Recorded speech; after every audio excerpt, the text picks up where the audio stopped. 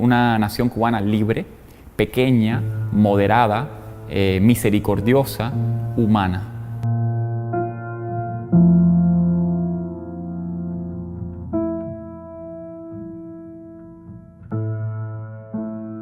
Mi libro, espantado de todo, me refugio en Trump, esa herejía, esa locura, esas crónicas contraculturales del post-exilio o el anti-exilio cubano, como se quiera llamar, la nada total en la que están viviendo los cubanos en cualquier parte del planeta en que estemos.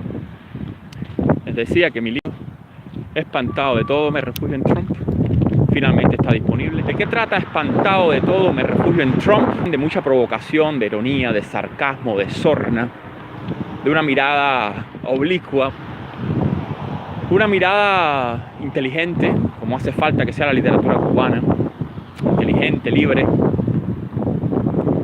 de todos los edipismos, libre de todas las imbecilidades ideológicas de izquierdas que pululan en los Estados Unidos, en los medios, en la academia, en el Congreso de los Estados Unidos de América. Hay imbecilidades ideológicas de izquierda. Esto no significa que sea un libro de derecha, pero es un libro que no tiene miedo a decir que puede ser un libro de derecha. El clima en las universidades, sobre todo en las universidades de más impacto en los Estados Unidos, incluidas las de la Ivy League, es un clima no solamente porque sea izquierdista, porque la izquierda también tiene derechos, sino como que es una izquierda intolerante. Sí. Yo diría que es una izquierda que ama los modelos autoritarios y con la justificación de la corrección política, pues de repente prácticamente una persona como yo, que es un provocador, que no tiene ningún reparo en retuitear las cuentas de Twitter, por ejemplo, de Donald Trump, va siendo apartado y lo más sucio o lo más triste, para un clima académico que debiera ser de puro debate intelectual, pues comienzas a recibir denuncias administrativas por violar el código de ética, empiezan a caer sobre ti las palabras que aterran a las universidades como racismo, homofobia, islamofobia, fobia a los inmigrantes. Locura, la prepotencia moral de lo políticamente correcto. Son intolerantes. Te quieren callar la boca. Si no estás con ellos, si no eres parte de la academia progresista que ve con simpatía la dictadura de Cuba, entonces te censuran, ¿no? Y para eso hacen un mecanismo a otro nivel, porque esto sigue siendo una democracia, ¿no? Que incluye, bueno, tratar de lapidar tu prestigio. El clima de debate que debería tener las universidades de Estados Unidos de cara al futuro no se ha convertido en un clima de denuncia. De denuncia, de acoso, de persecución y de censura. De todo me han dicho aquí a mí en la universidad, donde estoy estudiando mi doctorado en literatura, en los medios, donde ya no me invitan, en las instituciones, en la ONG, ya en todas partes en Estados Unidos, tener una visión irónica, provocadora, incluso apoyar, ¿por qué no?, al presidente de la actual administración, el presidente 45 de Estados Unidos, democráticamente electo Donald J. Trump. Incluso simplemente algo como votar en unas elecciones libres en este país, en Estados Unidos, pues ya se ha convertido en un problema de corrección política. Y a esa corrección política le responde mi libro, Espantado de todo, me refugio en Trump. ¿Por qué no darle una segunda oportunidad al fascismo? Porque el fascismo no implica necesariamente algo malo o algo criminal. Eso fue un error de Hitler. Eso fue un error del emperador Hirohito en Japón. Eso fue un error de Benito Mussolini en Italia. Eso fue un error de Franco en España. El fascismo es una teoría también. Y tiene teoría como el Capital, como el Manifiesto Comunista. Y el fascismo puede ser un movimiento popular, nacionalista, socialista, de izquierda, que también se merece el fascismo una oportunidad en el siglo XXI. Esto no significa que sea un libro fascista, pero es un libro que sabe jugar con la palabra y con el significado original del fascismo y todos los estereotipos y todos los sanbenitos y epítetos con que hoy en día la izquierda ideológica, imbecilizada, infantilizada, trata de asustarnos a nosotros, los cubanos libres. Es un libro también que reflexiona qué somos los cubanos, a dónde vamos, qué quedó de nosotros, cómo nos desaparecimos. Uno de los legados del castrismo es esa insolvencia habitacional, esa crisis habitacional, esa tragedia, esas masas desplazadas. O sea que cuando el primer gobierno de transición, el primer gobierno democrático, y ojalá que llegue pronto, se va a encontrar no solamente una economía en ruinas, sino un paisaje urbano en ruina y una antropología humana, o sea, valores espirituales y morales en ruina también. Recuerdo que este no es el CODA. Hace 10 años, en el documental Las camas solas de Sandra Gómez, triste. Hace 5 años, 6 años, en el documental El nuevo arte de hacer ruinas, donde aparece el escritor cubano Antonio José Ponte. Aquel famoso teatro que estaba... El Teatro Campo Amor, donde un señor vivía allí y finalmente ese señor murió cuando colapsó una de las barras. Y murió 5 o 6 años después de eso. O sea, es una tragedia repetitiva. Cuando llueve en La Habana, esos aguaceros maravillosos que caen, que para mí eran la vida.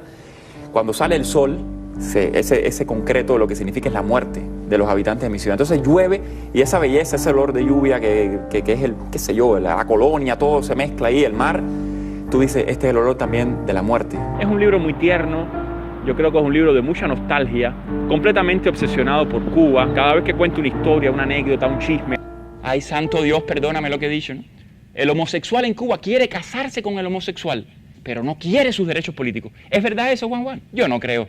Las personas gay, straight en Cuba quieren sus derechos políticos, quieren asociarse, quieren tener orgullo, quieren tener sus publicaciones. ¿Dónde está el periódico The Blade? El periódico en Washington que ha viajado a Cuba y que es un periódico sobre la comunidad LGBT en Washington, D.C. ¿Dónde está el periódico The Blade cubano? El órgano del movimiento LGBT cubano, ¿dónde está? ¿Dónde están los movimientos de integración racial cubanos reconocidos, protegidos? ¿Dónde están las minorías cubanas?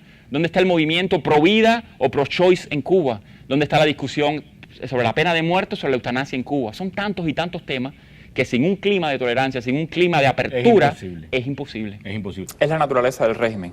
El régimen no tiene interlocutor en el pueblo cubano, el régimen no tiene interlocutor en el exilio cubano, en ninguno de los estratos civiles de la sociedad cubana.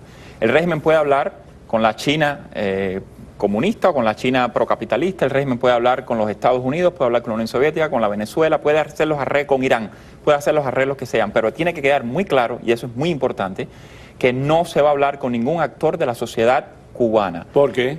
Porque ese es el fin del castrismo, es el fin del monolitismo. Si se le da legitimidad a algún actor social, político, cultural, intelectual incluso, que no sea para ratificar la versión del régimen, entonces, tarde o temprano habría que crear una ONG independiente, tarde o temprano habría que pensar en un plebiscito, en unos partidos políticos independientes, habría que pensar en la unión de la nación cubana y en la restitución de los derechos civiles y políticos del exilio cubano.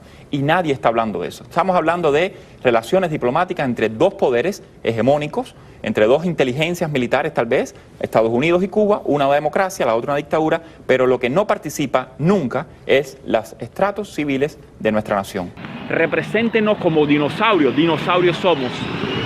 Represéntenos como lo que ustedes quieran, porque ya lo peor que le podía pasar a los cubanos nos pasó, que es haber vivido 60 años bajo el totalitarismo socialista de izquierda llamado revolución, utopía, paraíso del proletariado, como le quieran llamar. Ya los cubanos vivimos la experiencia terrible de lo que es de verdad la justicia social y por eso, espantado de todo, me refugio en Trump. Es un libro en contra de lo que llaman aquí la justicia social.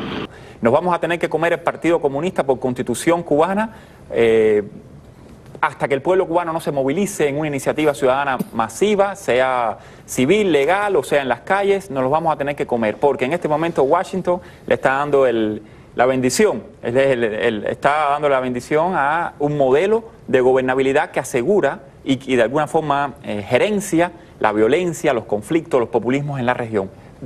Cuba, el régimen se está convirtiendo en el cancerbero que puede hacer lo que ya Washington no puede hacer en América. El castrismo nos robó el país, nos robó la biografía, nos robó la familia, nos robó a veces incluso hasta los deseos de vivir. Pero todavía nos queda la palabra, todavía nos queda la libertad, todavía nos queda la belleza, todavía nos queda el deseo de dar coces contra el aguijón, de darle patadas al muro, no para que se caiga, incluso para construir un muro más grande. Nos queda esa libertad.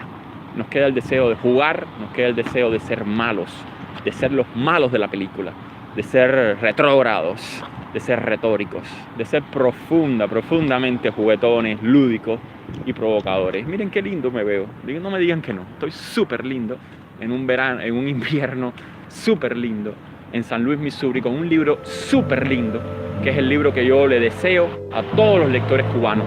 Guarden ese libro para ustedes, para sus hijos, para sus nietos. Es un gran monumento de la literatura cubana, concebido como debacle, concebido como desastre, concebido como escritura de la guerra. Esto es un libro de guerra, es una guerrilla semiótica, una guerrilla semántica, una guerrilla. ¿Qué es lo que nos queda a los perdedores de la historia? Nos queda esa palabra en libertad.